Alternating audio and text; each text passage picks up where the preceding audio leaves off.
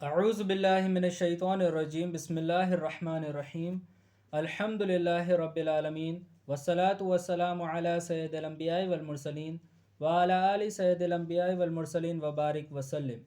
بسم اللہ الرحمن الرحیم ربی اشرح لی صدری ویسر لی امری واحلل عقدۃ من لسانی یفقهوا قولی۔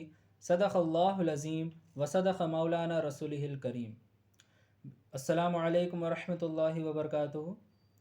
سامعین اکرام، آج میں آپ کو کچھ ایسی باتیں بتانے والا ہوں جس کا ہماری لائف میں ہونا بہت ہی زیادہ ضروری ہے، اور یہ باتیں قرآن شریف میں اور حدیث دونوں میں ہیں۔ سب سے پہلے اذان کے بارے میں آپ کو بتاؤں گا۔ آج کے زمانے میں زیادہ تر لوگ اذان کو اگنور کرتے ہیں اور اپنے کام میں مشغول رہتے ہیں، اپنا کام کرتے رہتے ہیں، اذان کے وقت خاموش نہیں بیٹھتے۔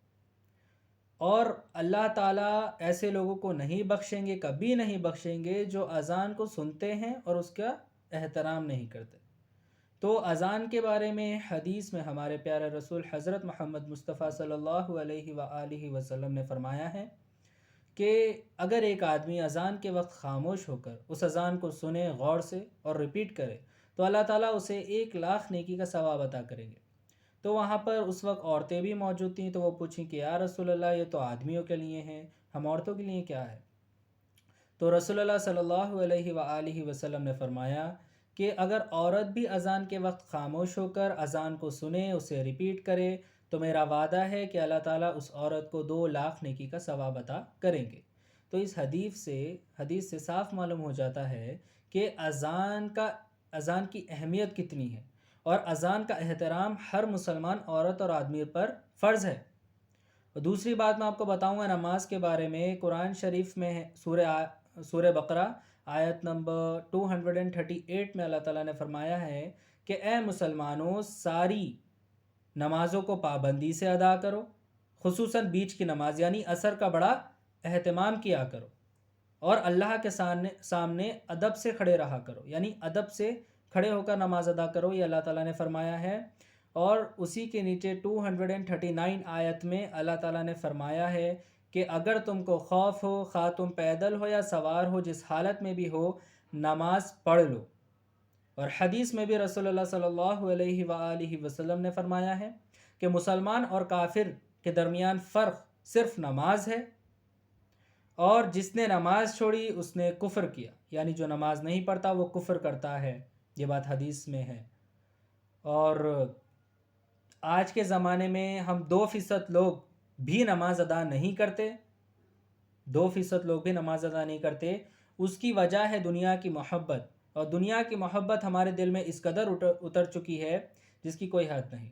سورہ توبہ آیت نمبر 24 میں اللہ تعالیٰ نے دنیا کی محبت کے بارے میں بتایا ہے کہ شوہر کی بیوی سے محبت، بیوی کی شوہر سے محبت، اس کے ماں باپ سے محبت، اس کے بھائی بہن سے محبت، اس کے کمائے ہوئے مال سے محبت، اس کے مکانات سے محبت۔ یہ تمام محبتیں اگر اللہ کے رسول اور جہاد فی سبیل اللہ سے اوپر ہو گئی تو اللہ تعالیٰ نے قرآن شریف میں ویسے لوگوں کا نام فاسق دیا ہے، اور فاسقوں کو اللہ تعالیٰ ہدایت نہیں دیتے۔ اور اللہ تعالیٰ نے اس آیت میں فرمایا ہے کہ تم صبر کرو میرے عذاب کا، تو ہو سکے تو نماز پڑھ لیں، اور اس آیت کو بھی قرآن شریف کھول کر پڑھ لیں۔ اور تیسری بات میں آپ کو بتاؤں گا ذکر کے بارے میں۔ ذکر کے بارے میں بھی دونوں میں موجود ہے، یعنی قرآن شریف میں اور حدیث میں، دونوں میں ذکر کے بارے میں ہے۔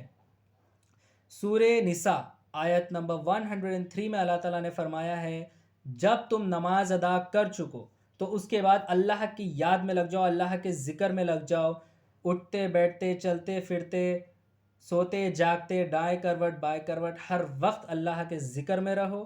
اور حدیث میں بھی ہے، ہمارے پیارے رسول صلی اللہ علیہ وآلہ وسلم نے فرمایا ہے کہ میں تمہیں ایک ایسا عمل نہ بتا دوں جو سب سے افضل ہے، جو اللہ تعالیٰ کی راہ میں سونا چاندی خرچ کرنے سے بھی افضل ہے، جو اللہ تعالیٰ کی راہ میں جہاد کرنے سے بھی افضل ہے۔ تو صحابہ اکرام نے پوچھا کہ یا رسول اللہ صلی اللہ علیہ وآلہ وسلم، وہ کون سا عمل ہے جو اتنا افضل ہے؟ تو رسول اللہ صلی اللہ علیہ وآلہ وسلم نے فرمایا کہ صبح اور شام اللہ کے ذکر سے اپنی زبان کو تر کرنا۔ تو اس حدیث سے اور اس قرآن کی آیت سے صاف ظاہر ہو جاتا ہے کہ ذکر کی ہماری لائف میں کتنی امپورٹنس ہے۔ تو سوچیں سمجھیں، ذکر کریں، اللہ سے توبہ کریں، اللہ سے معافی مانگیں کیونکہ ایک بار یہ وقت، یہ زندگی چلی گئی تو واپس نہیں ملے گی۔ اور سورہ فاتر میں بھی اللہ تعالیٰ نے آیت نمبر 2 میں فرمایا ہے کہ اگر جو لوگوں پر اللہ تعالیٰ اپنے رحمت کے دروازے کھول دیں تو اسے کوئی بند نہیں کر سکتا، اور اگر بند کر دیں تو اسے کوئی کھول نہیں سکتا۔ اور اللہ تعالیٰ زبردست حکمت والے ہیں، یعنی وزڈم والے ہیں۔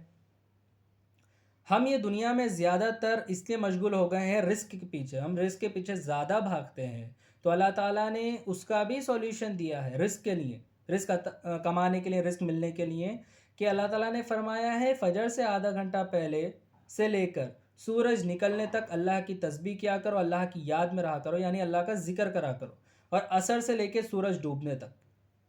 اور میں جانتا ہوں عصر کے ٹائم پہ زیادہ تر لوگ کام پہ رہتے ہیں، تو آپ عصر سے لے کے سورج ڈوبنے تک اپنے کام میں بھی ذکر کر سکتے ہیں، چلتے پھرتے ذکر کر سکتے ہیں، اور اللہ تعالیٰ کا وعدہ ہے جو یہ 2 کام کرے گا اللہ تعالیٰ اس کو رزق عطا کریں گے۔ انشاءاللہ آپ یہ کام کریں، آپ کو رزق عطا ہوگا۔